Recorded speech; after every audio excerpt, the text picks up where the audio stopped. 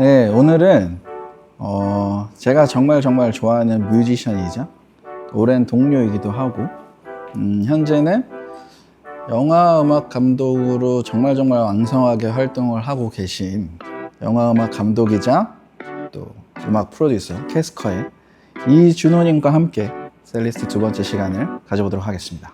반갑습니다, 형. 안녕하세요. 반갑습니다. 뭐 어색하겠지만 그래도 간략하게 어딜 보면 되죠? 네. 오랜만에 술 한잔 하자고 약속을 잡았다가 정신을 차리고 보니 여기 앉아있는 이준호라고 합니다. 소개했다시피 캐스커로 오랫동안 음악을 해왔고요. 지금은 영화음악가로 활동하고 있습니다. 반갑습니다. 반갑습니다. 원래 형이 얘기했던 것처럼 술을 한잔 하려고 했는데 사실 술을 먹고 우리가 촬영을 하면 제가 술자리에서 너무 많이 물어볼 것 같고 그래서 촬영을 하고 술을 먹자. 그렇게 해서 오늘 형을 이제 우리도 되게 오랜만에 봤죠. 이제 그 성규 나온 거는 형 봤어요. 봤어요. 그리고 두 번째 초대할 사람 얘기를 할 때 내가 무조건 형을 일단 두 번째로 모셔야 된다고 했고 너무 부담스러운 거지. 성규 씨랑. 그 이유가 이 셀리스트라는 거를 처음에 하자고 했을 때 내가 되게 궁금한 것들이 많은 걸 물어보는 그거를 하고 싶어가지고 나는 그리고 그런 것들을 내가 관심도가 높은 분야를 다루는 유튜브가 꽤 있는데 한국에서는 그냥 편하게 뭐 시간 제약 없이 이렇게 할 수 있는 채널이 많지는 않은 것 같아서 그래서 이거를 하자고 한 거라서 거기는 형이 딱이다. 오. 왜냐하면 우리가 사석에서도 그렇지만 형처럼 설명을 잘하는 사람이 드물고 설명충이라고 설명충. 그래서 근데 이런 거 진짜로 관심 있는 사람 엄청 많을 거라고 나는 생각하거든요. 일단 요즘 최근 근황부터. 빠르게는 10월쯤에 에이펙에 맞춰서 경주에서 개관하는 그 미디어 전시관이 있어요. 그 전시의 음악 감독을 맡아서 그게 아마 공개가 될 예정이고 12월쯤에는 넷플릭스를 통해서 대홍수라는 영화가 공개가 됩니다. 그 영화의 음악도 제가 만들어서 올해는 아마 그 두 개가 공개가 될 것 같아요. 대홍수가 누구 나오나? 김다미 배우랑 박혜수 배우가 그것도 형이 했구나. 그것 때문에 지난주에 부산국제영화제 다녀왔죠. 형 1년에 몇 개 해요? 아니 진짜 요즘에는 이게 되게 웃긴 게 뭐 영화나 이렇게 드라마 보다가 이거 음악이 준호 형인가 하고 보면 형이더라고. 아 진짜? 네. 되게 많이 하는 것 같더라고요. 근데 이게 어떤 것들은 정해진 기간 내에 작업이 딱 완료돼서 끝나는 게 있고 또 어떤 것들은 몇 년씩 계속 이어지는 것들도 있어서 작업이?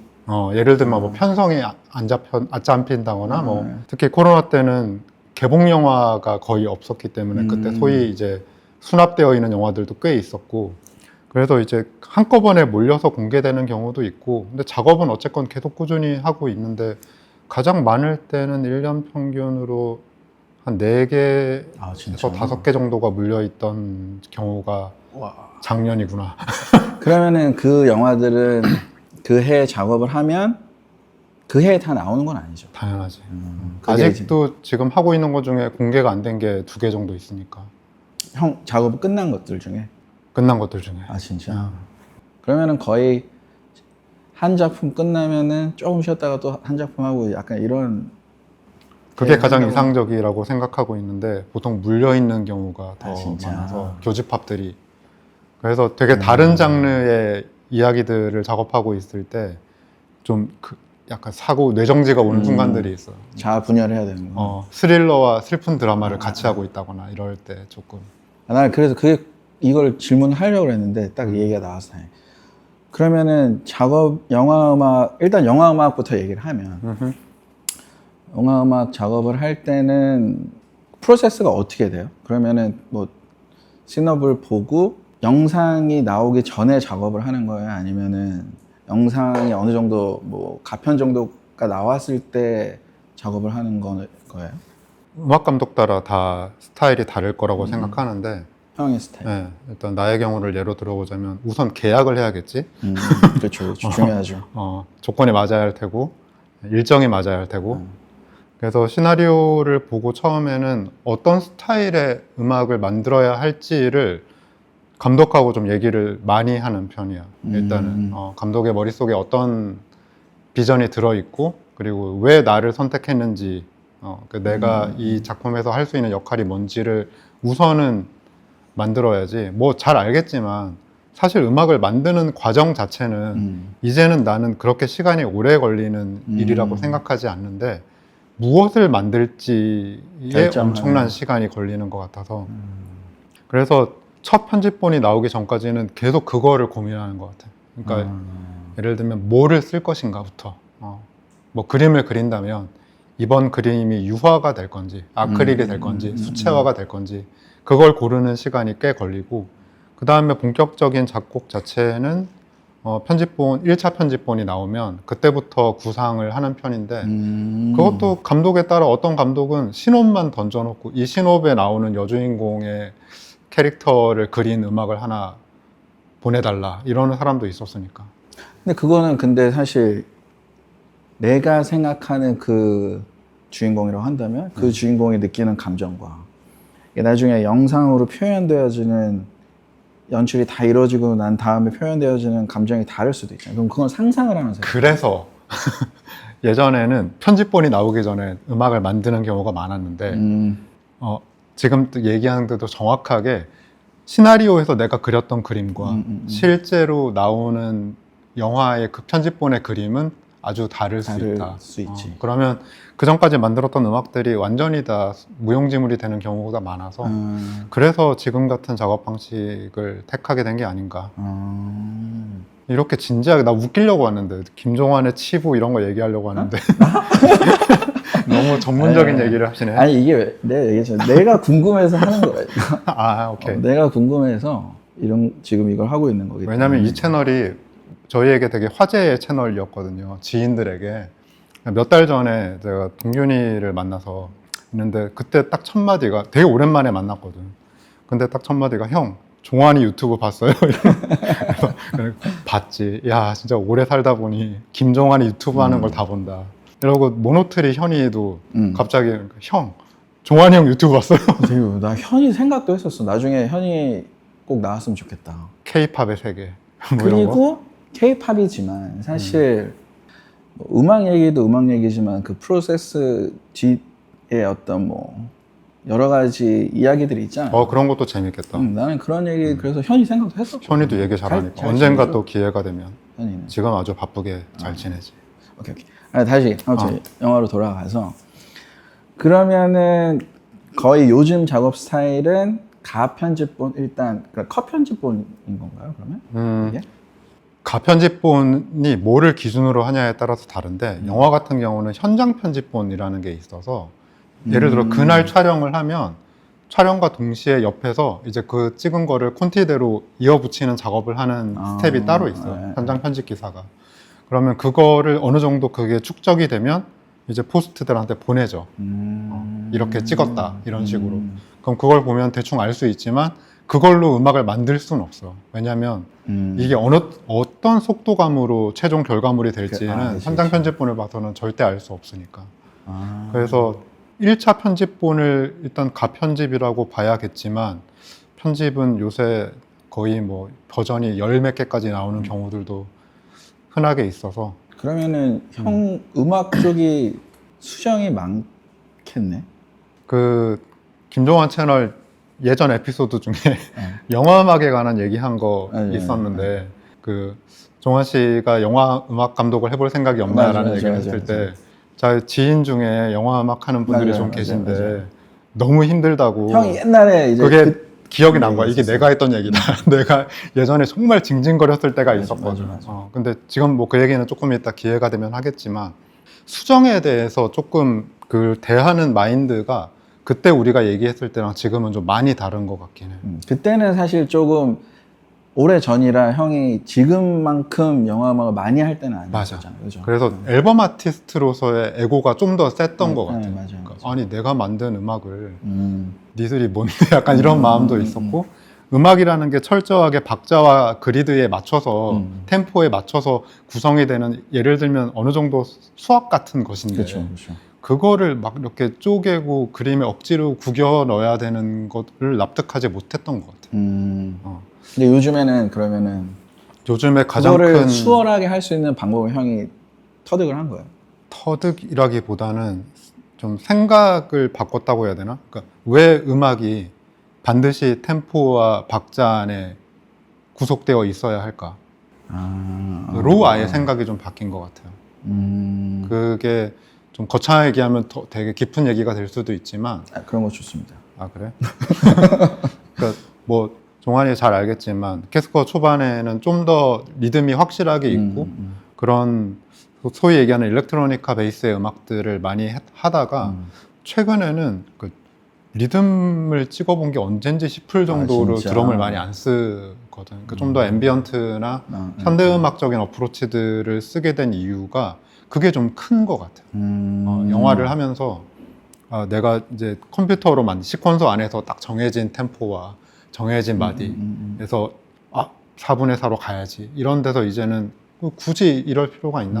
그럼 조금 더 오히려 어떻게 보면은 사운드 스케이프적으로 더 접근하는 방식. 거기에 좀 더 많이 가는 것 같아요, 최근에는. 이거는 저도 뭐 최근에 이제 기사를 통해서 알게 된 건데, 칸 국제 시리즈에서 S라인이 음악상 수상을 했는데, 제가 받았습니다. 네, 제가 형 일단 축하드리고. 아유, 감사합니다. 어때 뭐 과정을 물어보는, 이거 사실 우리가 약간 뭐 음악 만들었을 때 뭐 어떻게 만들었어요 이런 질문은, 나도 그런 질문을 받을 때 할 말 없지, 할 솔직히. 말이 별로 없지. 없잖아요. 그래서 그거보다는 형이 그럼 이 영화 음악 쪽으로 상을 받은 거는 이번이 처음이에요. 형이 지금 몇 년 됐죠? 그쪽 그때 이뽕 테러 12년 됐죠. 어때요? 이게 또 뭐 그냥 영화 음악가로서 뭐 이렇게 막 이럴 것 같진 않은데, 형 성격에 너무 잘 알고 있고. 테스트 뭐 이건 아닐 것 같지만 그래도 좀 뭔가 뭐 기뻤겠고 당연히. 근데 뭐 우리 주변 사람들 거의 다 비슷하겠지만 우리가 이제 뭐 음악 학교에서 음악을 배워서 이거를 시작한 게 아니고, 저 뭐 다 밴드하고 기타 치고 이렇게 하다가 그렇죠. 네. 그냥 막무가내로 하다시피 음악을 한 거다 보니까 가끔씩 이게 가고 있는 길이 맞나? 아니면 내가 했던 선택들이 옳은가?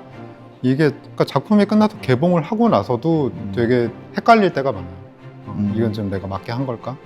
근데 그런 거에서 조금 내가 그냥 마구잡이로 틀리지만은 않았구나라는 감정을 느끼게 해준 게 아마 이번 상이었던 것 같아요.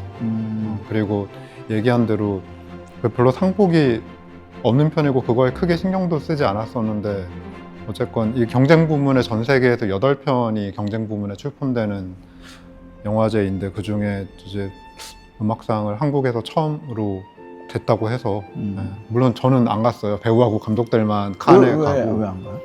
안 불러주더라고요. 진짜? 근데 왜냐면 어쨌건 감독하고 뭐 배우들은 당연히 가야 되고 사진도 찍어야 되고, 근데 정말 신기한 게 영화의 다른 많은 키스텝 분야들이 있는데 그 수상 후보에는, 그러니까 좀 창작 영역이라고 해야 되나? 그러니까 각본, 음악 이렇게만 후보가 되는 거예요. 근데 그것도 몰랐어. 그러니까 자동으로 그 작품이 경쟁 부문에 진출하면 음악도 후보가 되는 거였던 거예요. 아 진짜? 네, 그러니까 사실 감독님이나 뭐 PD들도 전혀 그런 생각 못 하고 있다가 받은 거지. 네, 그래서 자고 있는데 그 시차가 다르니까 새벽에 전화가 엄청 와서. 아 진짜? 그래서 그 어떤 것도 나의 잠을 깨울 수는 없다. 짜증나 있다가 나중에 되게 뭔가 큰일이 생겼구나. 그런 건 없어요? 영화 음악 감독들끼리에, 혹은 음악 감독들이 아니라 영화판에서 형이 처음에 이제 입봉을 했을 때 얘는 뭐 영화 씬은 이런 게 아닌데? 약간 뭔가 그런 굴러온 돌 취급을 좀 받긴 했죠. 초반에. 그런 게 있었어요. 그리고 이제 그런 데뷔작이 좀 잘 됐었으니까 사실 더 테러라이브라는 영화가 좀 잘 돼서 이후로도 좀 그런 스타일의 음악을 만들어 달라라는 시나리오들이나 제안들이 좀 있었단 말이지. 그때도 그런 생각이 든 게 뭐 이건 내가 그전에도 10년 넘게 해왔던 거고 어떻게 보면 가장 잘 다루는 칼 중에 하나니까 뭐 계속 그렇게 하면 되지라는 생각이 들다가 그러다가 그냥 이런 음악 원툴로 소비되면 음악 감독으로서는 되게 매력 없는 존재가 될 수도 있겠다는 생각이 들어서 그때부터 막 다른 장르들도 공부하고 음악에서 계속 다른 장르들을 시도해보고 했던 게 지난 10년이라고 생각이 드는 거지.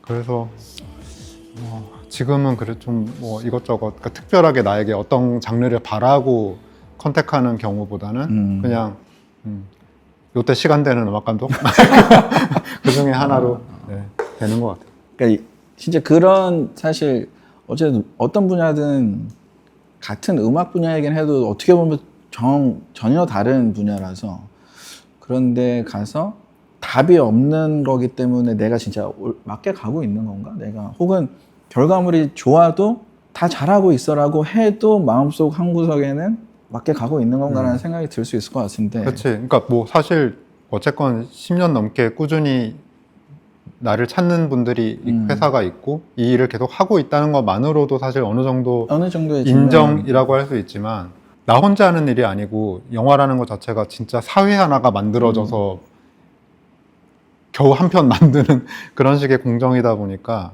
예를 들어 뭐 내일처럼 1등을 했어 1위를 했어 뭐 아니면 했던 데보다 훨씬 더 많은 관객을 채우는 공연을 했어 그때 나오는 어떤 여기까지 왔구나 이거 뭔가 인정받고 있구나라는 걸 느끼는 순간이 사실 영화에서는 크지 않으니까 그렇겠네. 이번이 어떻게 보면 그런 기분을 가지는 게 처음이지 않았을까. 그 S라인 저도 봤는데 이거는 시리즈잖아요. 시리즈. 그러면은 시리즈랑 영화, 그냥 단편 영화 어떤 차이가 있느냐? 있어요? 작업 차이? 작업 차이 있지. 오늘 되게 전문적인 얘기들을 하고 있으니까 가장 기술적인 차이부터 얘기를 하자면 재생 포맷의 차이가 있지. 극장이냐? 극장 스피커의 시스템이라는 게 우리나라에도 좀 잘 갖춰진, 물론 안 좋은 것도 있지만 잘 갖춰진 극장들도 꽤 있다 보니까 그 다이나믹을 되게 자유롭게 쓸 수 있단 말이지. 오히려 극장이 큰 볼륨 아니면 큰 저역 이런 것들을 막 쓸 수 있는데 OTT 드라마는 어쨌건 최종 재생 폼을 TV로 상정을 한단 말이야. 그럼 TV 스피커는 그렇게 크고 작은 거를 마음대로 쓸 수가 없어. 그러면 안 들리니까. 그리고 극장 영화 쪽이 사실 사운드 우리가 사운드적인 관점에서 볼 때는 훨씬 만족도가 크겠네. 그러니까 대홍수처럼 진짜 1000번 넘게 본 영화를 그 극장에서 보겠다고 부산까지도 간 거지. 그래서 음악을 만들 때도 좀 다이나믹이 큰 음악을 잘 쓰지 못하는 거, 드라마에서. 시리즈 쪽은. 시리즈 쪽은. 그러니까 믹싱실에서 다 믹스 다 해놓고 나서도 아이패드로 다시 체크해보고 이런단 말이야. 여기서 잘 들리는 게 어쨌건 최종이니까. 그러다 보니까 음악도 조금 더 플랫하게 만들게 되고 막 저역을 좀 과하게 써서 긴장을 불러일으킨다거나 하는 식의 시도를 그러면 거의 뭐 서브가 이렇게 페이드인되고 뭐 그걸로 어떻게 사람을 쪼이게 못하겠구나. 그렇게 못하는 거지. 어차피 안 들리니까. 그게 일단 기술적으로는 가장 큰 차이. 가장 큰 차이고 전혀 생각 못했어요. 기술적인 걸 좀 벗어나서 음악적으로는 또 비슷한 이유인데 많은 레이어를 쓰지 못한다. 트랙을 좀 더 미니멀하게 쓰는 편이 시리즈 쪽은. 그러니까 소리를 담는 음악은 앨범은 이런 그릇에 음악만 고스란히 담으면 되지만 영화나 드라마는 이 안에 대사도 들어가야 돼, 폴리도 들어가야 돼, 사운드도 들어가야 돼, 음악도 들어가야 돼. 이 모든 것이 다 잠겨야 하니까 그래서 뭔가 음악의 편곡이나 이게 좀 더 풍성해지거나 레이어가 많아지면 결국 대사를 들리게 하기 위해서는 음악 전체가 내려가 버리는 일이 많이 생겨요. 가장 중요한 건 어쨌건 대사니까. 어떻게 해도 한국 영화에 절대 빠지지 않는 댓글이 있잖아요. 대사가 안 들린다. 뭐라고 하는지 모르겠다. 그러니까 계속 대사를 올려야 하고 그러면 이제 음악은 내려가니까.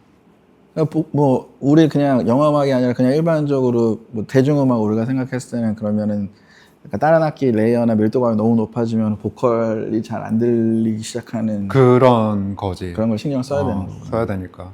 이걸 위해서 다른 것들이 희생되는 부분이 나는 분명히 있다고 생각하거든. 어차피 그쵸. 그릇은 똑같으니까. 그래서 사실 요즘에도 뭐 K-팝뿐만이 아니라 그냥 팝 현재 좀 사운드 트렌드가 거의 딱 808 비트 보컬 정도 그렇게 되는 것도 다 많이 그 비우는 영향이. 게 근데 그게 좀 크게 보면 결국 사람들이 음악을 최종적으로는 휴대폰으로 듣고 있기 때문이 아닌가라는 생각을 할 때가 많아. 맞네. 그게 최근에 느끼는 들을 가장 것만 큰 잘 차이. 딱 들리게. 아, 그러면 그거를 신경을 처음부터 딱 그거를 염두에 두고 시리즈물을 할 때는 작업을 해야 되는 거예요. 무지랭이 시절에 몰랐던 노하우입니다. 그리고 대화가 많은 순간에 음악이 크게 움직이지 않게 한다. 이제 대사가 일종의 보컬이라고 생각하면 보컬이 뭔가 퍼폼을 화려하게 하고 있을 때 음악 반주가 밑에서 빠르르 움직이는 거는 피하는 게 좋은 거지. 그럼 모듈러를 형이 굉장히 잘 다루고 일단 모듈러가 뭔지부터 형이 좀 설명을 해. 모르시는 분들이 있을 수 있으니까 한국 어렵겠지만. 유튜브에서 네, 소개를 해주시면. 가장 쉽게 어떻게 얘기할까? 신디사이저가 소리를 만드는데 이게 뭔가 한참 뭐가 많이 달려있고 복잡해 보이지만 사실은 하나하나의 섹션이 다 있단 말이죠. 가장 심플하게 오실레이터에서 뭔가 삑 하는 소리가 나오면 필터를 통해서 그거를 다듬고 앰프를 통해서 내보내고 요 일단 세 개만 딱 잡아보자고. 그걸 한 몸에다 만들어 놓은 게 신디사이저라면 모듈러는 레고처럼 요거 따로 요거 따로 요거 따로를 내 마음대로 하나하나 일일이 조합해서 소리를 만드는 신디사이저죠. 그럼 예를 들면 오실레이터에 필터를 한 4개 붙여 그 4개에 각각 다른 앰플러 팔로우를 붙이고 그거를 또 한 2개의 앰프로 보내서 스테레오로 내보낸다. 이런 식이니까 그런 옛날에 너무 옛날 사람 같나? 과학상자 같은 거 하면 내 맘대로 뭔가 만들어 볼 수 있잖아. 그렇죠. 집인데 날개도 달아보고 막 그런 신디사이저로 생각하면 되지 않을까. 기본적으로 저는 거의 뭐 건반으로 나와 있는 우리가 일반적으로 생각하는 신디사이저를 다 이제 주로 사용을 하지만 나는 그 모듈러의 세계로 들어가는 사람들은 기본적으로 좋은 의미로 비정상이다. 나는 개인적으로 네가 꼭 글로 안 갔으면 좋겠거든. 네, 정말. 그리고 약간 그러니까 이건 농담식으로 너무 깊게 들어갈 것 같아. 덕후 기질이 강한 사람들, 뭐 하나를 진짜 파고 하는 사람들만이 모듈러 세계로 들어가서 거기서 놀 수 있다. 그러니까 들어가는 잠깐 이렇게 궁금해서 가볼 수는 있지만 그걸 진짜 이해하고 거기서 나오는 어떤 소리들을 막 즐거워하면서 하려면 좀 오타쿠 기질이 강해야 될 거라고 생각이 들어요. 좀 자기소개. 그러니까 아니, 내가 저는 아는 근데- 일렉트로니카 뮤지션이 아닌 사람 중에 사운드 메이킹이나 신디사이저에 대해서 너 정도로 깊이 들어가고 깊이를 가진 사람을 나는 별로 본 적이 없어. 근데 그래서 나는 그거 하나로 음악을 만들 수 있는 그냥 나는 흥미로운 거지. 아 그래? 나는 그 건반 영상에 마지막에 센터피스 나올 때 쟤는 안 되겠다. 쟤는 안 되겠다. 여기 쟤 큰일 난다. 그러면 요즘에도 그 모듈러를 많이 쓰세요? 외장 악기를 많이 쓰세요? 네, 외장을 많이 쓰고 실제로 그때 PMC 더 벙커라는 영화를 할 때 그때 그 계약금으로 그거를 장만을 했었어요. 아 진짜? 시스템을 구축을 하고 이제 요거를 좀 잘 써보자. 이제 그 영화에서도 많이 썼고 그 이후로도 이제 작업을 좀 꾸준히 하게 됐는데 사실 그게 꼭 필요하다라고는 절대 생각하지 않는데 뭔가 또 그거 아니면 안 되는 세계도 있긴 있어서 형 참 재밌으시겠어요.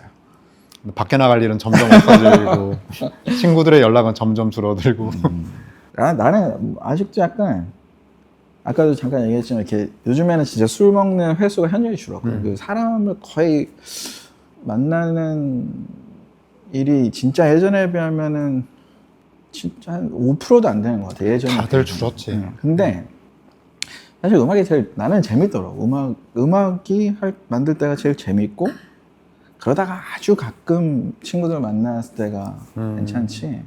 근데 나의 이 재미와는 또 다른 세계가 있을 것 같은 거. 나는 그냥 막연하게 모듈러의 세계는. 하지 마. 처음부터 얘기했잖아. 하지 말라고. 하지 마. 오케스트레이션에서 꼭 이 감정, 모듈러에서 꼭 이 감정은 아니지만 그래도 조금 보편적으로 형이 딱 정리가 돼 있을 거잖아요. 스타일적으로라든가 형이 느끼는 악기마다 소리마다의 감정이 있어요? 있는 것 같은데 얘기를 듣다 보니까 그 진짜 얘기한 대로 처음에 이제 이야기를 받고 감독님을 만나서 뭐 컨셉에 대한 이야기들을 들으면 이 영화에는 뭐 예를 들면 모듈은 안 되겠다. 이거는 좀 더 어쿠스틱하게 스트링을 더 많이 쓰게 되겠네. 그거에 맞춰서 이제 그 이후를 진행하는 경우들이 확실히 많지.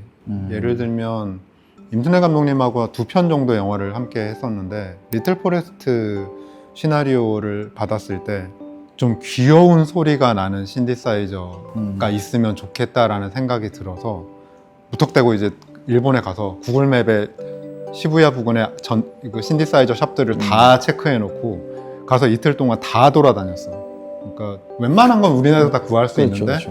좀 부티크한 장난감 같은 신디사이저를 썼으면 좋겠다라는 생각이 들었어서 똥땅똥땅 어린 아이가 가지고 노는 신디사이저 같은 소리가 이 영화에 나왔으면 좋겠다라는 생각을 했던 것 같아요. 그래서 리틀 포레스트에는 실제로 좀 그런 음색들이 몽글몽글한 소리들이 좀 들어있고 PMC를 할 때는 뭐 영화 스케일이 좀 있고 스트링을 그 전까지 해본 적이 없었는데 스트링을 쓰되 조금 실험적인 방법으로 쓰고 싶다. 그러니까 막 그 오케스트라가 현을 막 이렇게 활로 두드리고 때리고 하는 그런 소리들을 녹음하고 싶다라는 생각이 들어서 스튜디오를 졸라서 이제 LA로 가서 여기 또 인영이 누나 계시니까 인영이 누나하고 작업하고 뭐 녹음해서 약간 뭐 그런 식도 해보고 아무튼 그런 것들이 처음에 좀 이렇게 하면 재밌겠다라는 것들을 끝까지 그게 안 가더라도 시도는 하게 되는 것 같아요. 버젯은 어떻게 돼? 아니야 이거 큰일 날 소리를 하고 있어. 이거 중요하잖아요. 예를 들어서 나는 뭐 내가 뭐 음악 작업을 할 때도 뭐 하다못해 그냥 음악 버젯 제작비 아니라 제작비랑 영화 연관이 제작비랑 연관이 있지. 연관이 있겠죠. 당연히 있지. 제일 로우 버젯으로 한 것과 제일 하이, 그러니까 제일 큰 버젯으로 했을 때 음악 제작에 들어가는 버젯이 액수를. 네. 그건 힘들지 않을까? 오프 더 레코더면 얘기해 줄 수 있지 당연히. 오프 더 레코더. 이거 삐 처리하면 되잖아. 안 할 것 같은데? 하십니까? 안 할 것 같은데? 전부 혹은 1순위라고 보기는 힘들지만 형도 그렇고 나도 그렇고 사운드에 대해서 되게 애정을 많이 갖고 있는 사람의 입장에서는 물론 돈을 많이 들인다고 꼭 좋은 사운드가 나오는 건 아니지만 뮤지션 스스로가 어느 정도 많이 정리가 돼 있는 상태에서 버짓이 작으면은 안 나오는 것들도 나는 있다라고 생각해. 특히 어쿠스틱 악기 같은 경우에는 음악적 행위를 오랜 시간 관장을 해왔던 엔지니어들의 노하우라던가 이런 것들은 사실은 돈이 많이 들잖아요. 좋은 데 가서 잘하는 사람들이랑 하려면. 그래서 나는 버짓이 되게 중요하다라고도 생각을 하거든요. 큰 거는 내 경우는 그 스트링 녹음 예산을 다 별개로 그러니까 내 그것과는 별개로 비용 처리를 하기 때문에 그거를 합치면은 좀 크게 들어간다 싶으면은 소요되는 것 같고. 그러면 그게 이제 마지막 그러니까 음악에 관련된 모든 것. 그러니까 예를 들어 똑같이 오케스트라를 써도 그냥 정말 가상악기로 끝까지 끝나야 되는 프로젝트도 있고 뭐 외국에 가서 녹음을 할 수 있는 프로젝트도 있고 그냥 국내에서 소수의 인원을 가지고 해야 되는 경우도 있고 다 너무 케이스 바이 케이스고 아까 내가 얘기했던 버짓은 진짜 사실 엄청 큰 S클래스의 영화들의 버짓이고 실제로는 그거보다 더 작으니까 그러니까 진짜 작은 내가 생각했던 것보다 너무 작다. 그게 큰 버짓이라고 한다면 넌 아마 못할 것 같아.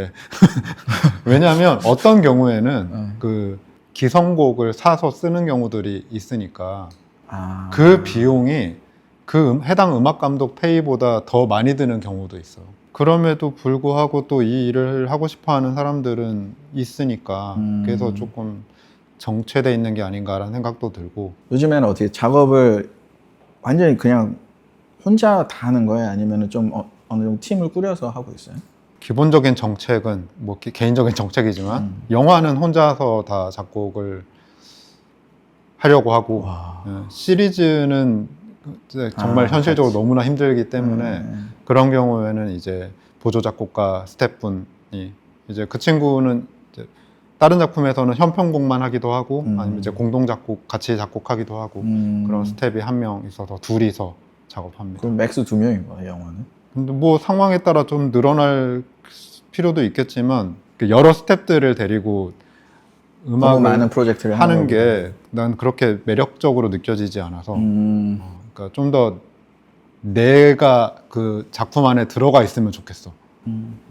형이 제일 물론 그것도 사운드마다 다 다른데 그래도 이 가상악기로 했을 때가 제일 나는 가상악기도 감정적으로 되게 가까워지는 가상악기가 있고 좀 아닌 가상악기가 있다고 생각을 하는데 형한테는 제일 잘 맞는 뭐 스트링 계열 현악기 가상악기는 뭐예요? 스피파이어 오디오에서 나오는 라이브러리를 내가 한 40개 정도 갖고 있는데 그 중에서도 올라프 아르날즈라는 아이슬란드 아티스트가 이제 만든 챔버 스트링 맞아요. 있어요. 그거 좋아합니다. 그거 왠지 그 뭔지 알죠? 그 서늘한 느낌, 그치, 왠지 그치. 시겨로스 같은 게 떠오르는 그런 약간 서늘한 느낌의 사운드를 그냥 내가 좋아하는구나를 매번 쓸 때마다 인정할 수밖에 없는. 근데 다만 그게 모든 음악에 찰떡같이 붙는 스트링은 절대 아닌지라 조금 취사 선택해야 되지만 그냥 그거 많이 쓰고 보편적으로 그냥 스트링이라고 하면 뭐 다들 쓰는 SSO 뭐 쓰고 그리고 오케스트라 툴즈의 라이브러리들도 좀 쓰고 알비온도 다 갖고 있는데 뭐 필요에 따라 골라 쓰고 그리고 그 사실은 여러 개를 섞어 쓰는 경우가 더 많긴 해. 아 진짜? 그러니까 예를 들면 알비온의 스피카토에 뭐 에비로드의 그냥 앙상블 스트링 뭐 근데 그게 룸 소리가 믹스가 잘 돼요?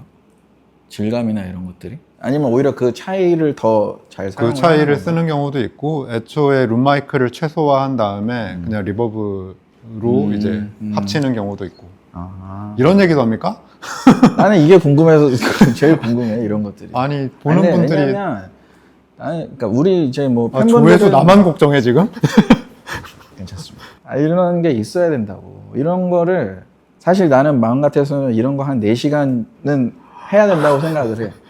그래야 그러니까 형 알잖아요. 그러니까 유튜브에서 뭐 너무 단편적으로만 얘기를 해주니까 그분들도 똑같은 고민을 하지 않을까? 이걸 어디까지 얘기해야 되는지 잘 모르겠는데. 근데 되려 그래서 그것만 보고 그게 전부인 줄 알 수 있을 것 같아 나는. 그러니까 사실 그게 아니잖아요. 그렇게 어쩔 수 없이 짧은 시간에 핵심만 얘기를 하려고 하니까 그래요. 그렇다면 뭐 이렇게 하는 거야 라고 하는데 사실 그거 보고 이 사람이 이렇게 하라 그래서 해서 그거 하면 음악 진짜 못하거든. 이게 뭐 여담에 가벼운 얘기로 좀 잠깐 해야 될 것 같아서 에이블튼 라이브라는 이제 아주 유명한 그 DAW 프로그램이 있는데 준호 형이 우리나라에서 처음으로 이제 거기서 공식 인정한 트레이너예요. 그러니까 사실 그만큼 어떻게 보면 전문적으로 굉장히 잘 다룬 전자음악에 또 특화된 지금은 아니지만 지금은 여러 장르에서 사용을 하지만 그때 당시만 해도 에이블튼은 진짜 전자음악에 아무래도 사람들이 특화된 그렇게 생각했지. 그거라고 했는데 거기서 또 이제 우리나라 최초로 공식 인증. 오케스트라 곡도 에이블턴으로 다 만드니까. 요즘에도 형은 완전 에이블튼. 저는 큐베이스랑 같이 쓰다가 여전히 큐베이스가 더 미디 쪽은 편하긴 한데 어쨌든 에이블튼이라는. 님 아직도 큐베이스? 응? 큐베이스? 저는 요즘에 다 프로툴러입니다. 내가 큐베이스를 왜 기억을 하냐면 본인은 기억 못할 수도 있어요. 예전에 한번 종환이 집에서 물론 자주 먹었지만 종환이 집에서 술을 먹는데 그때 네가 그 집에 있는 컴퓨터에 큐베이스 화면을 띄워놓고 8마디짜리 룹을 이게 다음 앨범 타이틀곡이라는 거야. 이걸 들려주는데 멜로디도 없고 그냥 코드만 계속 8마디가 도는데 근데 본인 머리엔 당연히 멜로디와 가사가 있었겠지. 근데 다른 사람이 들었을 땐 그냥 코드 패턴 반복을 그거를 8시간 동안 들었어요. 그게 그리고 남겨진 것들이었거든. 나중에 앨범이 나오고 그 공간에서 얘는 이렇게 아름다운 곡을 머릿속으로 그리고 있고 나는 이 반복되는 데모를 듣고 있었구나. 그때 그래도 그 큐베이스 화면이 너무 기억이 나 지금도. 오피스텔에서. 맞아, 오피스텔에서. 모 동네에 있던. 맞아. 오케이. 그러면은 우리가 생각하는 음악이 아닌 다른 소리들과의 믹스 작업은 어떻게 이루어져요? 포스트 프로덕션이라고 해서 이제 후시 녹음, ADR을 하고 뭐 효과음, 사운드 디자인 해서 넣고 그리고 최종적으로 그것들을 음악까지 합쳐서 다 모아서 믹싱하는 스튜디오가 있어요. 그런 회사들이 있어서 이제 최종적으로 그분들이 대사랑 이런 것들을 다 밸런싱을 해놓으면 제가 최종 음악 마스터를 보내서 거기에 그걸 붙여놓고 이제 가서 잡는 거죠. 예를 들어 막 폭발 씬이 있어, 총소리가 있으면 여기는 총소리가 음악보다 총소리가 좀 더 나와야 되는 것 같고, 근데 또 다른 곳은 여기는 음악이 좀 더 나와야 될 것 같고, 그래서 그 장면의 주인공을 누가 할 것인지를 가서 좀 정하는 것 같아요. 그런 결정을 내리는 자리에는 누구가 있는 거예요? 스튜디오에 음향 감독님이 계시고, 감독, 음악 감독, 프로듀서, 또 투자사에 높으신 분들. 거기 좀 안 들리는 것 같은데. 네, 제작자분들 뭐 이렇게. 근데 기본적으로 딱 필요 최소 인원은 감독이랑 음악 감독인 것 같아요. 그렇겠다. 근데 우리가 뭐 일반적으로 음악 믹스 마스터를 한 다음에도 이게 과연 다른 곳에서 잘 트랜슬레이트가 돼서 나오느냐에 굉장히 신경을 많이 쓰일 수밖에 없는데 극장마다 또 다를 거고. 와, 이거 진짜 할 말 많은데. 어느 기준에 맞춰서 하는 거예요? 일반적인 레코딩 스튜디오와 포스트의 가장 큰 차이는 거기는 기본적으로 영화관의 상황을 상정해서 세팅이 돼 있어요. 일단 거기를 기준으로 맞추는데 어떤 영화관에서 트냐에 따라 사실 다 다르고, 그렇죠. 뭐 어디 진짜 좀 오래되고 낙후된 영화관은 그냥 모노로 나오는 데도 있다고 하는 얘기를 할 정도로 그래서 사실 기준을 잡을 수 없는데 그래서 극장 지금도 영화관에서 영화 보는 거를 즐기시는 분들이 있다면 좀 사람들이 얘기하는 사운드 잘 나온다라고 하는 극장들이 몇 군데 사실 있잖아. 본인이 선택한 극장에 운명에 맡겨라. 이고 다만 OTT에 대해서는 진짜 할 말이 많은데 진짜 폰으로 그냥 보시는 분들 되게 많잖아요. 그렇죠. 뭐 나도 뭐 안 그런다고는 못하겠고 하지만 조금이라도 좀 큰 화면에 그러니까 최소한 에어팟 정도라도 끼시면 그러면 좀 더 창작자의 의도를 좀 더 잘 전달하기가 그래서 이게 되게 긴 시간 동안 작업을 하고 막 믹스한 것도 고치고 막 버전이 막 10까지 나오고 파이널 진짜 파이널 이게 그쵸, 나올 그쵸. 때까지 버전을 계속 만들면서 작업을 하는데 우리 많이 겪었잖아. 많이 사실 겪죠. 음악으로 저도 먼저 겪었잖아요. 믹스 보면 버전 14 물론 뭐 이제 시대가 변해서 뭐 음악을 소비하는 기기가 바뀌는 건 어쩔 수 없긴 한데 약간 만드는 사람 입장에서는 아쉽죠? 이왕이면 그죠? 좋게 들어줬으면 좋겠다라는 생각이 들긴 근데 하죠. 시대가 변해서 아이폰 음질도 많이 좋아지긴 했어요. 요즘에 뭐 맥북은 옛날 맥북에 비하면 많이 달라졌더라고요. 그냥 저역이 어느 정도 나오니까 잘. 아니 그래서 내가 그게 궁금한 거야. 그러니까 우리가 지금은 그래도 거의 한 95% 정도는 해소가 됐지만 여전히 우리가 음악을 이렇게 좀 짧지 않은 시간 하고 경험이 있어도 마스터링 스튜디오에서 듣는 거랑 다른 데서 들으면 많이 다르잖아요. 그 영원히 극복할 수 없는. 그래서 이걸 부분인 어디다 것 같아요. 어느 기준에 맞춰야 하나가 진짜 물론 그래도 우리가 얘기하듯이 그래도 제일 좋은 데서 어쨌든 우리가 소위 생각하는 뭐 플랫한 환경이라고 하는 어쿠스틱적으로 잘 돼 있는 곳에서 좋게 나오는 게 제일 좋은 거다라고 하지만 그러니까 그런 건 진짜 어려운 것 같아요. 특히 TV는 아까 형이 얘기하신 것처럼 뭐 TV에서 요즘에 뭐 우퍼도 쓰고 하긴 하지만 어쨌든 이게 다이나믹 레인지도 그렇고 어떻게 나올지를 모르니까. 너도 똑같이 고민할 테고 K-팝 작곡가들 같은 경우에도 그러니까 모든 환경에서 어떻게 들릴지를 다 신경 쓸 수밖에 없는 이 딜레마에 빠져 있고 저도 앨범을 할 때는 그걸 의식을 안 한 게 아니었는데 영화를 하면서부터 내가 조금 바뀌었던 게 이 모든 거를 다 신경 써서는 무엇 하나 고를 수 없다라는 생각이 들어서 어쨌든 선택과 집중을 좀 해야 되는. 제 경우는 좀 그렇게 되는 것 같아요. 그러니까 뭐 사실 내가 하는 작업은 음악만 100% 들리는 일은 아니다 보니까 그럴 수도 있겠지만, 예를 들어 저는 베어풋을 쓰잖아요. 베어풋으로 잘 들리니까 또 듣고 싶으면 베어풋을 들어. 약간 이런 느낌의 스탠스로 돼야지. 내가 베어풋으로 믹스했지만 에어팟에서도 잘 들렸으면 좋겠고 아이폰에서 잘 들렸으면 좋겠고 이거는 못 하겠는 거예요 이제. 그래서 이제 약간 좀 그렇게 되는 것 같네요, 생각해 보니까.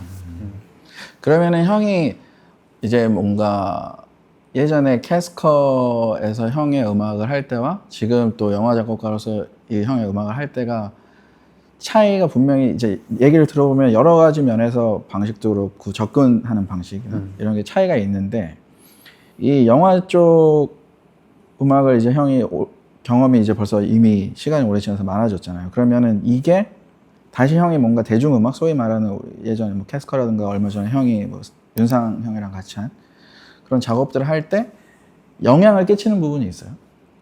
없다고 생각했었는데 의외로 되게 있다는 거를 최근 몇 년 사이에 깨달았어요.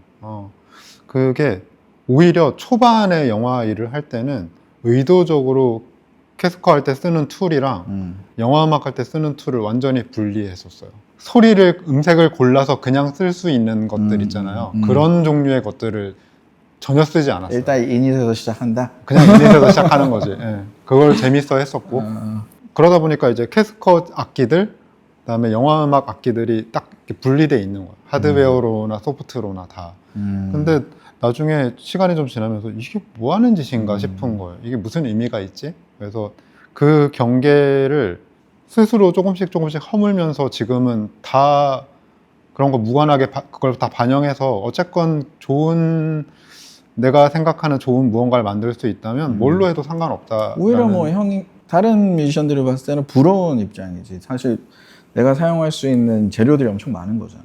결과적으로는 그렇게 된 거죠. 그걸 그러니까 다 잘 다룰 줄 알고. 소위 얘기하는 시네마틱 툴로도 그냥 대중음악을 만드는 데 쓰기도 하고 사실 그냥 일반적인 대중음악 작곡가들이 스피파이어나 오케스트라 툴즈 라이브러리를 그렇게 쓰지 않잖아요, 보통. 근데 뭐 뭔 상관이야, 있는데. 그쵸. 그냥 약간 이런 식으로 되는 것 같아요. 좋으니까. 그리고 또 반대로 영화 음악인데 스플라이스 루프 하나 쓰지 뭐, 그냥 이렇게 되게 생각 없이 불러서 할 수 있게 된 것도 그 경계를 내 안에서 조금씩 깨는 과정들이 있었기 때문인 것 같아요. 그리고 뭐 굳이 바운더리를 내가 정할 필요는 없는 것 같기도 하고. 근데 예전엔 왜 그랬나 생각해 보니까 스스로도 이거를 분리하고 싶다라는 어떤 그게 있었나 봐. 그때는 내가 영화인으로서의 어떤 자아가 전혀 없이 외주로 생각을 하고 일을 했던 것도 있는 것 같아요. 내가 영화 음악을 작업을 하고는 있지만 나는 뮤지션이고 캐스커가 그때는 또 활동을 하고 있을 때였으니까 공연이 더 중요하고 활동이 더 중요하고. 지금은 캐스커는 아예 활동을 안 하고 있는. 해체한 건 아니고 간간히 그래도 뭔가 해볼까 하고 보고 있는데, 이제 그 사이에 융진이는 이제 두 아이의 어머니가 되어서 이제 육아에 전념하고 있고 조금 있지만 언젠가 같은데 또 기회가 된다면, 어쨌건 계속 연락을 하고 있으니까 기회가 된다면 하지 않을까. 근데 이런 건 있어요. 1집을 처음 냈을 때 1집은 보컬이 거의 없었거든. 그래서 내가 전자음악을 너무나 좋아해서 이 음악을 시작한 사람이었고, 메시지 있는 가사와 ABC의 멜로디가 있는 음악을 만들고 싶어하는 사람이 아니었던 거야. 좀 더 인스트루먼털에 좀 더 그게 있었는데 1집이 어느 정도 좀 반응이 생기고, 이거를 좀 더 사람들에게 알리려면 결국은 노래가 있어야겠구나 라는 것 때문에 2집부터 융진이가 합류해서 그 뒤로 이제 파스텔로 옮겨서 낸 앨범들이 다 그 사람들이 기억하는 어떤 캐스커의 음악이 된 거였는데, 제 안에서는 계속 내가 좋아, 집에서는 에픽스트윈 이런 거 듣고 있다가 약간 그런 인간이라는 인간이다 보니까 그 괴리를 조금씩 느끼고 있었나 봐, 나 안에서는. 그래서 오히려 이제 그 음악이 주인공이 아닌 작업을 하고 있으니까 이 내가 스토리가 있는 가사를 쓸 필요도 없고, 스토리가 이미 여기에 있는 서사에 내가 좋아하는 사운드들로 이걸 채우고 있으니까 이게 주는 행복이 좀 어때요? 형이 생각했을 때는 물론 둘 다, 임청 형은 애정이 있고 둘 다 형이지만 너 죽어. 총을 갖다 댔어. 너 둘 중에 하나만 해야 돼. 그러면은 이준호라는 뮤지션은 어떤 작업에 더 본인이 느끼기에 더 적합하다, 혹은 이 작업이 나를 더 뮤지션으로서, 음악가로서 행복하게 한다? 우와, 진짜 어렵다. 일단은 영화를 선택할 것 같아요. 영화 음악가로서의 어떤 그게 좀 더 있다고 생각하고. 근데 다만 캐스커가 낼 정도의 성과가 나왔었다면 캐스커를 계속 했겠지. 좀 힘들어요. 아유, 뭔 소리야. 힘들어요. 그래서 우리가 마지막 하나 더. 이거는 뭐 그냥 영화 음악 작곡가로서도 아니고 전자음악 캐스커 뭐 이준호 이것도 아니고, 그냥 이준호라는 사람으로, 그리고 저도 마찬가지지만 우리가 이제 짧지 않은 시간 음악을 만들어 왔고 음악 씬에서 계속 뭔가 놀고 있잖아요. 형이 요즘에 느끼는 음악 씬은 어떤 것 같아요? 그게 해외도 뭐 한국 다 포함. 근데 영화계 사람이라 섣불리 얘기할 주제가 안 돼서. 음악의 애호가로서. 근데 뭐 주변에 이제 K-팝 하는 친구들이 많이 있으니까, 있는 편이니까 이제 얘기를 들어보면 진짜 시장이 거품처럼 많이 커진 것도 사실이고, 그리고 거품처럼 조금씩 위기가 오는 것도 사실인 것 같아요. 여러 가지 K-팝 측면에서. K-팝 씬에서는. 네. 진짜 글로벌하게 확장되기도 했지만, 이제 이거 다음 스텝은 그러면 어딜까? 라는 고민들도 다들 하고 있는 것 같고. 근데 뭐 저는 그걸 직접적으로 발을 담그고 있는 그건 아니라, 저는 사실 한국 영화판만 생각해도 지금 아주 큰 위기에 봉착해 있어서 그것까지는 생각하지 않지만, 어쨌건 뭐 넷플릭스 같은 플랫폼들 때문에 제가 만든 거를 실시간으로 이제 전 세계 사람들이 보고 있다는 생각을 하면 좀 기분 좋기도 하고, 그 정도 이상으로 뭐 씬이 어떻게 되고 있다를 얘기하기에는 너무 주제넘는 것 같아서 그건 모르겠네요. 개인적인 거니까. 내가 음악에서 느끼는 감정들을 담기에는 음악들이 너무 대중음악 얘기했을 때 한국이든 해외든 너무 노래가 짧아져서 그러니까 그 구성이 주는 재미라기보다는 그러니까 어떤 감정을 전달을 하고자 할 때 맥락이 있어야 되는데, 그 맥락을 제외시킬 수밖에 없는 요즘에 곡 길이로 가고 있잖아요. 이런 얘기를 하면 약간 역시나 꼰대처럼 느껴질 수 있는 부분이지만, 이제 우리가 음악을 좋아했던 시절에는 음악이 음악만으로 힘을 갖고 있었다고 생각하는데, 지금 요새의 음악은 여러 가지와 함께 결부돼서 힘을 가지는 느낌이에요. 예를 들면 뭐 틱톡이 될 수도 있고, 뮤직비디오는 이제 너무나 당연한 일이 되어버렸고, 그리고 뭐 이렇게 바이럴, 뭐 챌린지 이렇게 여러 가지 곁다리를 붙이지 않으면 음악이 독자적으로 자립하지 못하는 느낌이 좀 들 때가 있어요. 확실히 예전에 비하면 뭐 정말 너무 명백하게 그럴 수 있는 곡이 나올 확률이 현저히 적죠. 우리가 일상에서 느끼지 못했던 감정들이나 그런 짧지만 그런 서사를 느끼는 그 시간을 되게 아름답다라고 생각했던 것 같아요. 그리고 여전히 요즘에도 좋은 음악, 내가 좋다라고 느끼는 음악들은 좀 그런 힘이 있는 음악들인데, 지금 종환이 얘기 듣고 딱 떠오른 게 있는데, 그 트렌트 레즈너가 했던 인터뷰 중에 영화 음악을 처음 시작하고 나서 영화 음악이 갖고 있는 매력이 느끼는 가장 큰 매력이 뭐냐라는 질문에 트렌트 레즈너가 뭐라고 했냐면, 완벽하게 통제된 공간에 사람을 2시간 동안 가둬놓고 2시간 내내 자기가 만든 음악을 듣게 할 수 있는 환경이 극장밖에 없다는 거예요. 이제는 나인이츠릴스 콘서트를 해도 사람들이 거기서 핸드폰 보고 딴 거 하고 있고, 그러니까 사람들이 더 이상 음악에 집중을 하지 않는 것을 너무 오랫동안 봐왔다가 극장에서 그걸 느꼈대. 중간에 나가는 사람도 없진 않지만 어쨌건 기본적으로 그쵸. 2시간이라는 영화 상영 기간 내내 완벽하게 자기가 만든 것에 몰입할 수밖에 없는 환경을 조성해 주는 거잖아요. 그게 사실 되게 큰 거고, 이제 그게 음악에 더 이상 없는 거더라고 생각해보면. 맞아. 공연해도 좀 자기가 별로 안 좋아하는 노래 나올 때는 그냥 뭐 한 시간 그쵸, 뭐 핸드폰도 아까 하고. 인스타도 봐야 되고 이러고 있으니까 갑자기 얘기하니까 진짜 그게 떠오르네. 공감이 간다. 그리고 근데 나도 그게 좀 약간 울림이 있었어. 그 말이 진짜 그러네. 사실 뮤지션한테는 만드는 과정이나 그게 제일 일단 1차적인 즐거움이지만 사실 내가 만들어낸 결과물을 누군가 온전히 집중해서 들어주는 거가 또 이제 그 다음으로 느낄 수 있는 큰 그치. 기쁨인데 극장은 사실 그렇긴 하네요. 그런 환경을 만들어 버리는 거니까. 극장에 묶어놓는다는 표현이 또 나인이츠네일스스럽기도 하고 그쵸, 좋았다. 그쵸. 자, 그러면 우리 오늘 뭐 이런 저런 어떻게 보면 좀 전문적인 얘기도 많이 하고 이거는 근데 형이니까 정말 형이기 때문에 할 수 있는 얘기들을 많이 한 것 같아서 전 정말 웃기려고 왔어요, 여러분. 너무 좋았는데 어쨌든 가기 전에 이제 우리가 셀리스트니까 그렇다면 이준호가 추천하는 뭐 즐겨 듣는 혹은 추천하는 음악 5가지 들어볼 텐데 저는 얘기를 안 해줘요.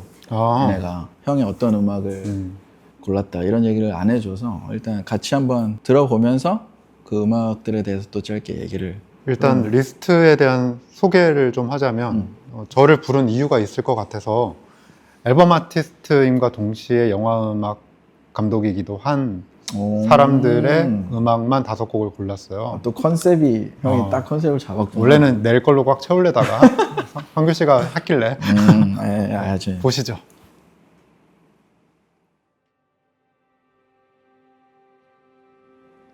보면서 이야기하면 되는?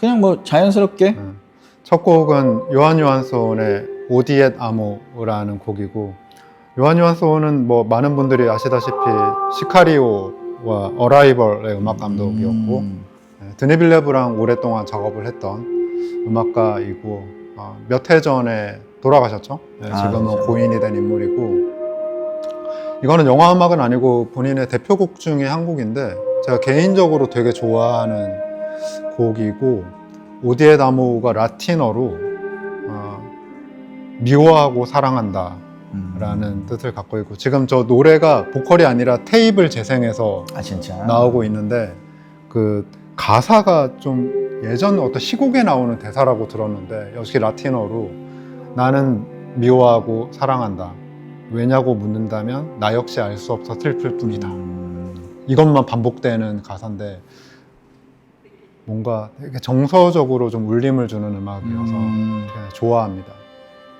왠지 너도 들으면 좋아할 것 같아서 가져왔어요.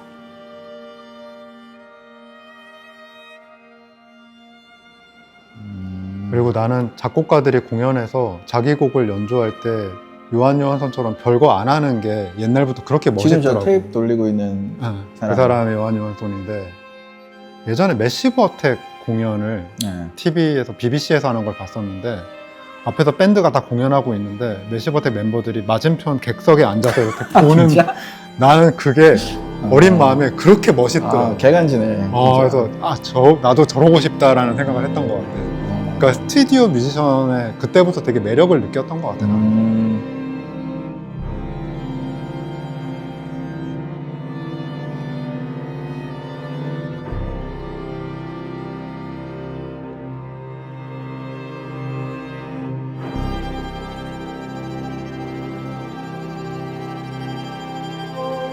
그러면 이거는 이 사람 솔로 앨범에 있는 거. 사후에 리마스터 앨범이 나왔었고 이게 아마 그렇게 해서 공개된 라이브인 걸로 알고 있는데 정확하진 않고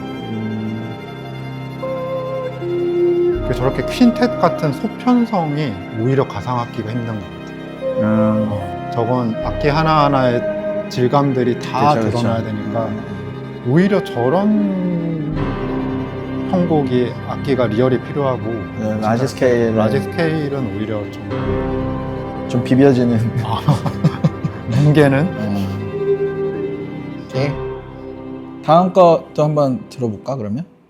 아이고 이거는 뭐 말해 뭐해 트렌트 레저너, 아티커스 로스의 소셜 네트워크 OST 중에서 인모션이라는 곡이고, 이 OST는 사실 어떤 곡을 가져와도 다 베스트로 꼽힐 정도로 정말 영화에 잘 들어가 있는데, 저도 이 소셜 네트워크 영화 봤을 때 진짜 음악이 나는 진짜 음악이 한 반 했다고 저도 이 사실 영화에서 마음 내심 그렇게 생각하는데, 진짜 영화 자체도 좀 돌아있지만 OST가 진짜 많이 돌아있다.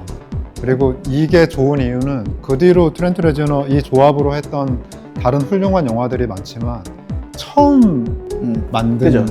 그러니까 나인신에이스를 하다가 처음 만들 때의 이 거침이, 나 영화 뭔지 잘 몰라, 근데 그냥 해볼랜다 라는 느낌이 잘 드러나 있다고 해야 되나? 실제로 데이비드 핀처가 이걸 작업하는 사이에 그 제작사, 그러니까 스튜디오와 트렌트 레저너가 만나지 않도록 아 진짜 딱 중간에서 커브 막았다는 얘기가 있어요. 자유도를 그냥 보장해주는 그리고 워낙에 거물 밴드의 리더이니까 스튜디오에서 아 여기 이렇게 저렇게 하는 순간 바로 때려칠 것 같은 거지. 나 우리 투어하면 돼, 약간 이런 거니까. 그리고 이 곡이 나오는 구간은 그 마크 저커버그가 처음 이제 페이스 매쉬라는 학내 사이트를 해킹할 때 나오는 장면인데, 미친 술 듯이 술 먹고 미친 듯이 키보드 타타타타 하면서 해킹하고 대사 막 쏟아지는데, 정작 나태하게 놀고 있는 학생들은 되게 슬로우하게 고속으로 찍고, 저커버거는 되게 빠르고, 그러니까 이 연출에 이 템포의 음악이 딱 나오니까 그냥 아, 이 사람이 범인들과 다른 특출난 재능을 가진 사람이다를 그냥 음악으로 다 설명해버리는 느낌? 그래서 진짜 잘 만들어진 영화 음악이고, 이 영화 한 10번 넘게 본 것 같은데. 나는 진짜 뻥한 시간 20번 넘게 봤어. 극장도 극장이지만 이거는 진짜 많은 사람들이 공감을 할 건 게, 이 소셜 네트워크라는 영화를 보면 이 영화가 긴장감이 있을 이유는 하나도 없거든요. 그 내용만 보고 봤을 때는 뭐 화는 날 수 있어도 어떻게 저럴 수 있어 이럴 수는 있지만, 영화가 긴장감을 가질 그럴 내용은 아니거든. 근데 영화 보는 내내 엄청 긴장감이, 텐션이 장난이 아니잖아요. 근데 연기도 너무 잘했고 연출도 너무, 근데 연출에는 나는 음악이 포함이 돼 있는 거니까, 근데 음악이 그 역할을 너무 잘해주니까 오케이 트렌트 레저너.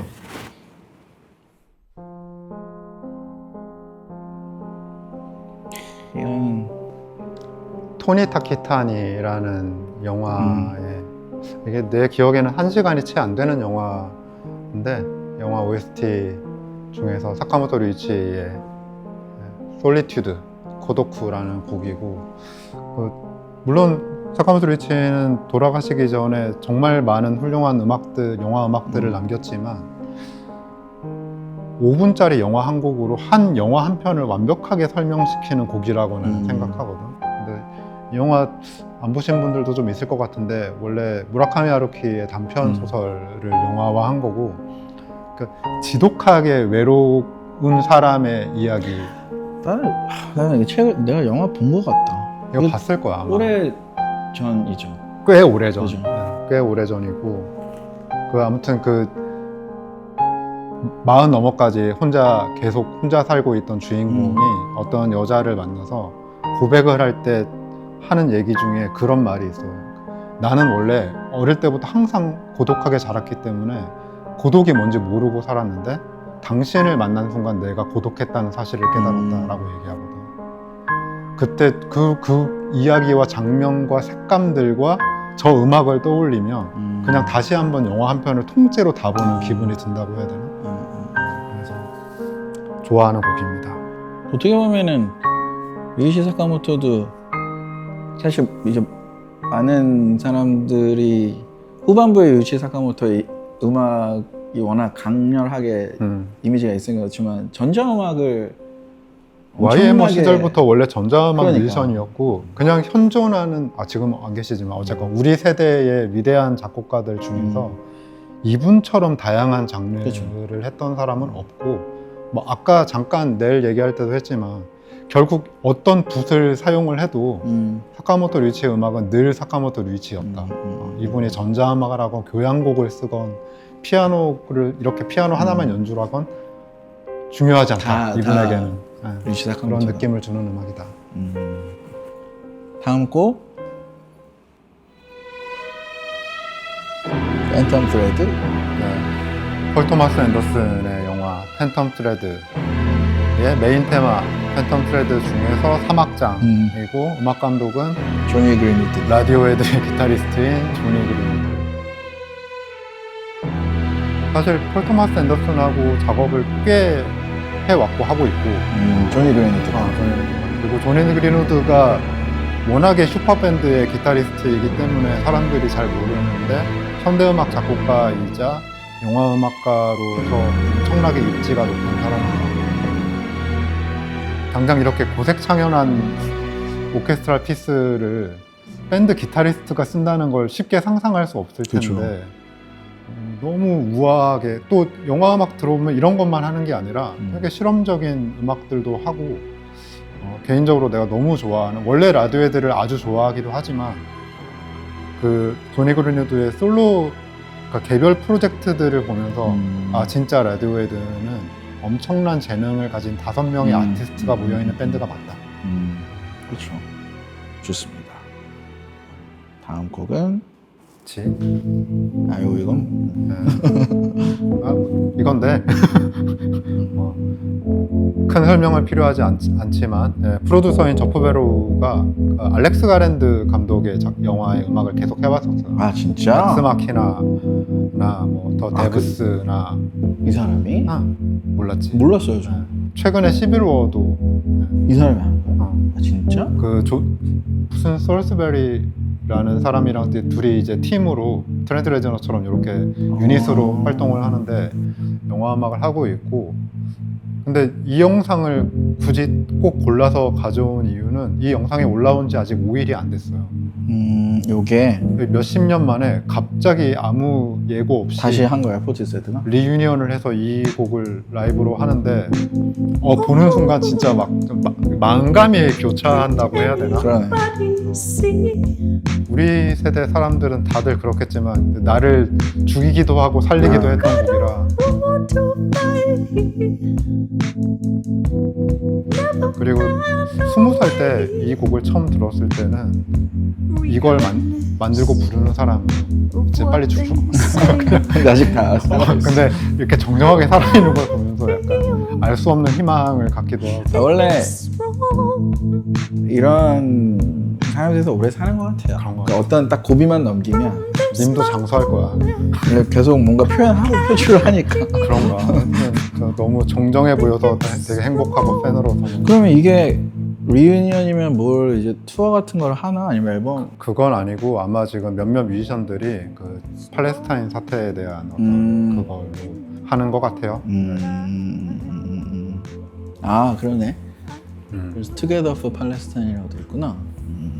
물론 맘 같아서는 이걸로 이제 한 김에 또 앨범도 그러니까 지금 3집 나온 지도 3집을 10년 만에 내고 그 이후로도 맞아. 지금 10년이 훌쩍 10년 지나가 넘었지. 있으니까 한 장만 더 냈으면 좋겠다. 음. 예전에는 내한 공연했으면 좋겠다는 희망이 있었는데 그 기대는 지금은 공연하면 그냥 내가 갈 테니 어디서든 공연이라도 했으면 좋겠다라는 마음이 있네요.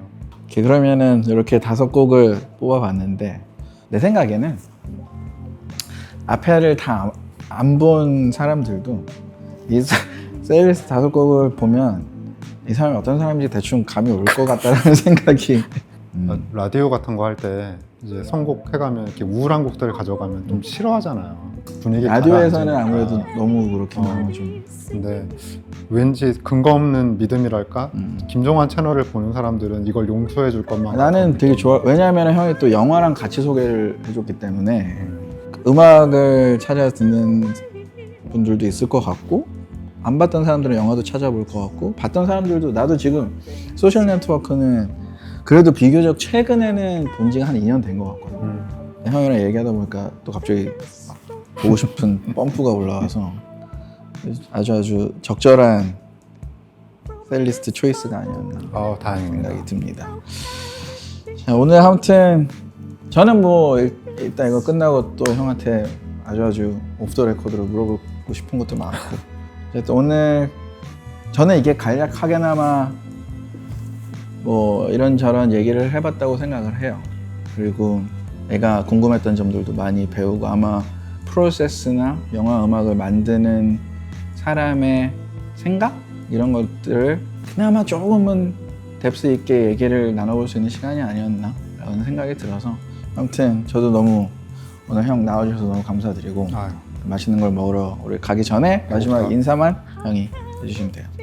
뎁스로 따지면 신의 20일 인터뷰보다 이게 훨씬 깊었던 것 같고 이래도 되나 싶을 정도고 사실은 제가 사실 더 종환이에게 궁금하고 묻고 싶은 게 많은 사람인데 오늘 어떻게 죽에게 전도된 기분도 사실 있지만 반면에 계속 열심히 해서 김종환이 궁금해할 수 있는 게 있는 사람으로 살아야겠다라는 어떤 생각도 하게 되는 즐거운 시간이었습니다. 다행입니다. 그냥 이거? 네. 네. We've got a war to fight. We've never found a way.